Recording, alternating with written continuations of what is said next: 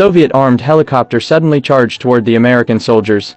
But strangely, it didn't attack. Instead, it started dancing on the snow. The massive blast of wind kicked up snow, making it impossible for the Americans to see anything, but they had no way of responding. They just watched the cocky enemy chopper in front of them. The American colonel ordered his men to shoot it down, but the aide shouted out, stopping him. He said that if they started fighting, the consequences would be severe. The colonel didn't listen and insisted on taking down the helicopter. At that moment, the helicopter quickly turned around and flew off. This made the colonel furious. The helicopter landed, and a Soviet officer jumped out. The angry American colonel pulled out his sidearm, but his aide stopped him. The tension between the two sides was high, but fortunately, the Soviet officer calmed his men down. He walked straight toward the helicopter. In this standoff, the Americans were clearly outmatched. The American colonel felt humiliated by the Soviet provocation, so that night he grabbed his gun and went to the border. He used pliers to cut through the barbed wire. A signal receiver caught his attention. To his surprise, the colonel started playing with it on purpose. The strange signal quickly reached the border station. The Soviets noticed and urgently reported it to their superiors. Before long,